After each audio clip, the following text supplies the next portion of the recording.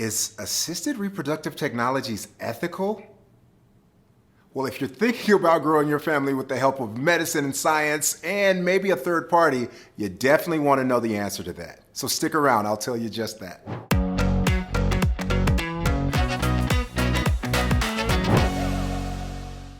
Assisted reproduction is definitely what I would think of as a controversial topic to people who don't know much about it.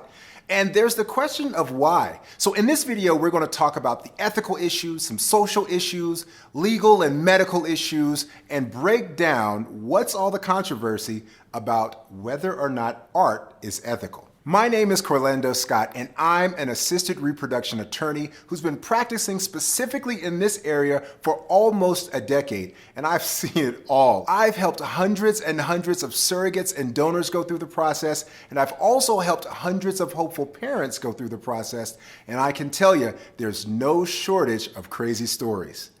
So why is art controversial? Well, there's a cost associated to it, and some people think that's a little controversial.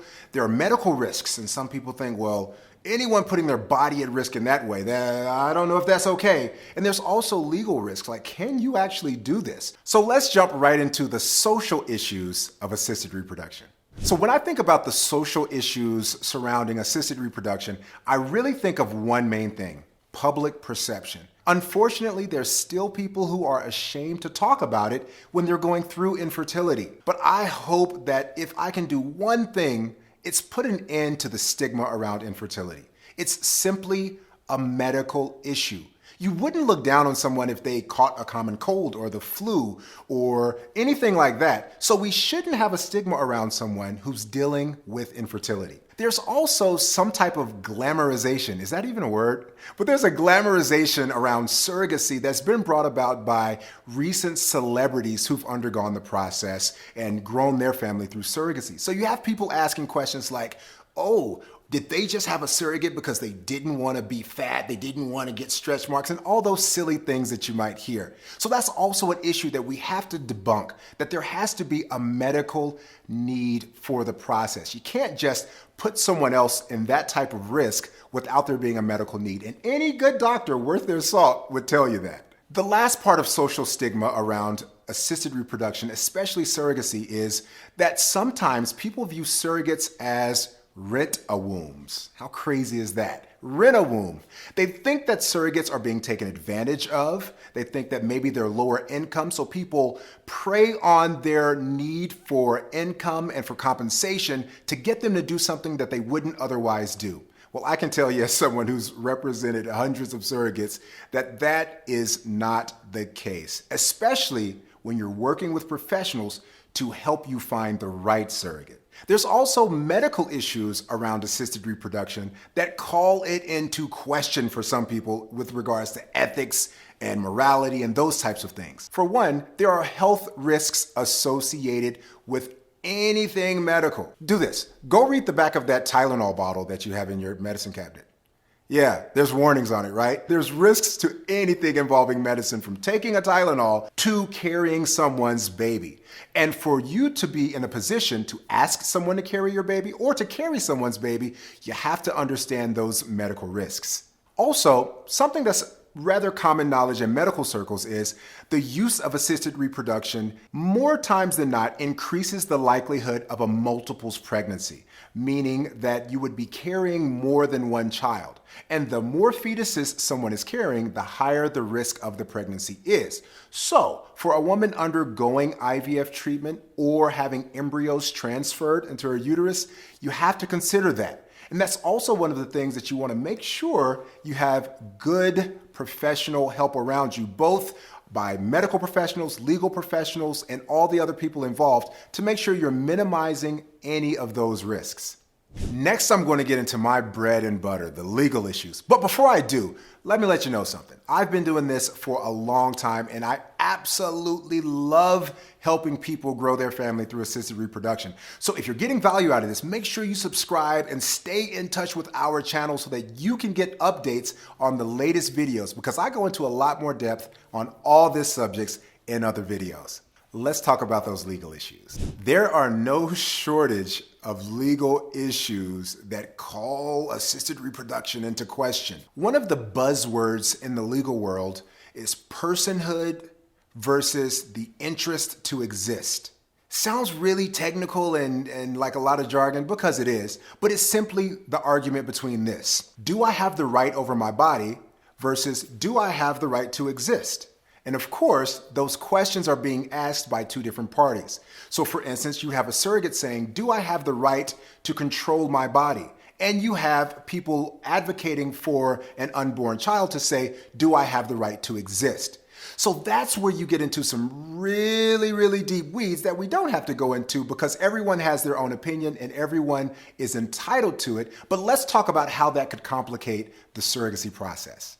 So one of the legal issues under this main heading is a surrogate's personhood versus the child's right to exist. The way that you want to make sure you address this in your surrogacy process is it needs to be spelled out. I can't say it enough. It needs to be spelled out in your surrogacy contract. Whatever side of the fence you come down on, it's important that you and your surrogate are on the same page, because you don't want any surprises in the process. And many people ask, well, why in the world do you need an attorney to have a surrogate carry your baby? It's, if for no other reason, for this reason. Things that are spelled out in a well-written contract before someone ever gets pregnant on your behalf makes certain that if and when the time comes that these types of decisions need to be made, you guys both agree. I tell you what, you don't want to be in a situation like this. There was once a case where a single intended father is what you referred to, or intended parent is what you refer to when you're the hopeful parent that is going through surrogacy. Well, the father had a surrogate carry his triplets. Well, at some point in the surrogacy process, the doctor found out that there was a medical issue with one of the triplets. And in result, the doctor said, we need to reduce the pregnancy for the safety and health of the other two babies. Well, what happened was the surrogate decided at that point she would not reduce the pregnancy. The question and the issue became, what had they agreed upon before the process started? Of course, the father said, well, I don't want to risk losing all my children. I want to at least reduce to give the other two the chance to make it to birth. And the surrogate said, I simply refuse. She said, I'll take the children if you don't want them. Well, whichever party you think has the right argument, the issue became a lot of confusion. And that's what I don't want you to experience. So make sure everything is spelled out in the contract before you start the process. The next topic under the legal heading is the commodification of children. You know, looking at children like a commodity, like bread, butter, a child. People think that surrogacy or assisted reproduction is a little bit unethical because you're selling babies. Can't do that, right? There has to be a Liam Neeson movie about that. I mean, he's always saving somebody from human trafficking, right? There's no baby selling. We don't sell babies. Thankfully, post-Civil War, in this country, we can't sell humans. Currently, we call that human trafficking. That's why one of my pet peeves is when I read a surrogacy contract and it bases a surrogate's compensation on whether the child lives or dies or makes it out of the hospital or is discharged or whatever. Listen, when a woman is going through the surrogacy process carrying a baby for someone else, and the parties have decided that she will be compensated, she's compensated for her time, for her effort, for her discomfort that she undergoes, the pain, the inconvenience. Those are the things she's compensated for. She's not getting paid to give someone a baby. And you might think, well, Corlandos, making babies a commodity, does that really happen? Well, I'll let you look it up on your own, but there are certain new facilities that have come around recently called embryo banks. And these embryo banks don't exist to help a specific person or couple grow their family. These embryo banks are just creating embryos from all types of donors, both egg donors and sperm donors, and just stockpiling them for a customer who may walk in the door. And they can open up their shelves and say, would you like brown eyes, blue eyes, green eyes, black hair, brown hair? And you have to ask yourself a question. At that point, Is it a commodity? So one of the things that you have to make sure of is that you have sound legal advice going through this process so that you don't fall into one of these stigmas that already surrounds assisted reproduction. Another one of the stigmas around assisted reproduction that makes people question whether it's ethical is the cost and all the things that the cost brings about. It's no surprise that when you need the help of doctors and lawyers and agencies and surrogates and donors, that there is a cost associated with the process, and it can be costly. So what that creates, unfortunately, is a black market for medicines, for matching services, and for surrogates and donors themselves. This is something that you have to absolutely stay away from. And if you want more information about how to address the cost of surrogacy, make sure you subscribe to our channel because we're definitely covering that in another video. A quick Google search will show you scandalous articles about people who have addressed surrogacy by going abroad and doing it internationally, undertaking the process with doctors who aren't licensed. Is that even a thing? Can you be a doctor if you're not licensed? Also, there are people who engage in the black market selling of fertility drugs. All these things give assisted reproduction a bad name. And although it may seem like an easy or cheaper way to do things, as the saying goes, you sometimes get exactly what you pay for. So buyer beware. Make sure that you understand the costs, not just in dollars and cents, but in time, effort, and lost sleep by going through the assisted reproduction process without professionals by your side. One of the other pitfalls that people fall into with the cost around assisted reproduction is shoddy legal work.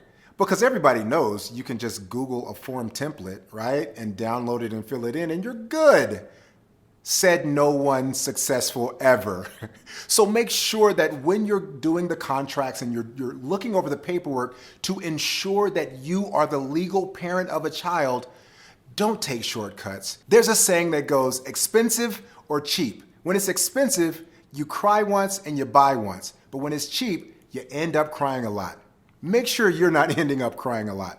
We've talked about the ethical issues that surround assisted reproduction. And if it's your dream to grow your family through assisted reproduction, make sure that that dream doesn't turn into a nightmare by falling prey to any of these things. If you're wanting to grow your family through assisted reproduction and it's your dream to have a baby, make sure that that dream doesn't turn into a nightmare by falling into any of these pitfalls. I did something just for you to help you not fall into them. So if you'll click the link below, I have something special for you. It's called the Surrogacy Roadmap, where I walk you through the entire surrogacy process from dream to delivery and every step in between. Make sure you get that so that you know exactly what to do and when to do it. By the way, it's free, like as in free 99. So you might as well get it. Yeah, go ahead, get it. It's free.